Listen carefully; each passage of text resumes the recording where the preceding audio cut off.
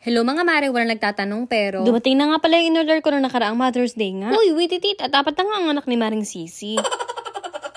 Ito nga pala yung masyala siya ng taniman nga, Greenstock Garden Chururut Bambam Tower. Nakikita ko lang talaga to sa TikTok mga mare ko at ay nabudol nga ako. Ay naglabas din kasi talaga sila ng kulay pink mga mare at alam niyo naman pagka pink ay marupok nga ang Maring Sisi. Ito na nga ang laman ng kahon mga mare ko at talagang excited na nga akong i-assemble ito at tala't samahan nyo ko. Alam niyo kung nandito ka nga sa US pagkatapos ay wala kang malaking backyard or talagang limited lang ang space mo ay talagang marirecommend ko to sa inyo kaya manood ka din. Medyo may kamahalan nga lang siya mga mare ko pero ang masasabi ko talaga yung quality nito ay pack na pack. At pack na pack din talaga ang kakulitan nga ni Tortoli. Ay, apo Diyos ko.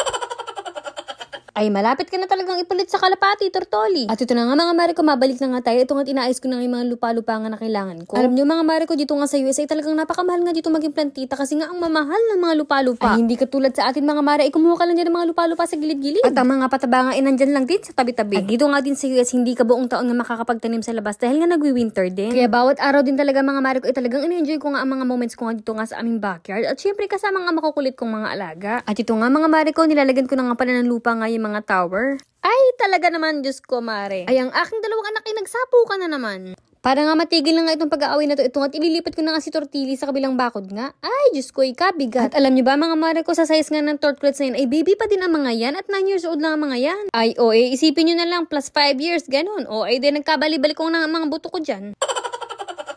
At ang tortolets nga pala mga mare ko, ipangatlo nga sila sa pinakamalalaking mga pagunga sa buong mundo. Ay mabalik na nga tayo dito. Ito nga pala mga mare ko, napa-order nga din pala ako nitong spinner na to para nga maikot-ikot ko siya, makalagay ko kung saan-saan, mahatak-hatak ba ganon. Ay kabongga-bongga nga mare. At nga mga mare ko, kinuha ko na nga yung isa't nang masampulan nga ang pag-ikot-ikot. Ay kabongga. At pagkatapos nga ito nga nilagay ko na nga itong gray kinemerut bambam na to sa taas kasi ayun nga yung parang tutuluan niya ng mga tubig ganon. May instructions nga pala ito mga mare ko na kailangan na nga daw punuin nga ng lupa pagkatapos ilagay na nga ang mga tanim mo bago nga ito pagpatong-patungin. Ay, wait, ay may sariling rules ang Maring Sisi. Bakit ba?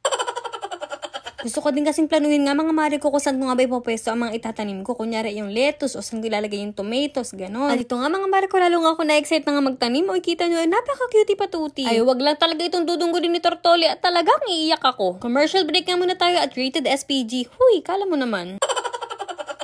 Ay, pikit mata mga mare ko, charis. Ay, ang dami ko nga din talaga natututunan nga sa TikTok. Ay, mga flowers nga pala ng zucchini ay meron din palang tinatawag na babae at lalaki. At ayan nga't kailangan kong i-pollinate chururut bambam. At bugs, ito nga pala mga mare ko at ready na nga pala ako magtanim. Ano nga kaya ang magandang pang itanim dito? Mag-comment kayo kung ano mga suggestion nyo.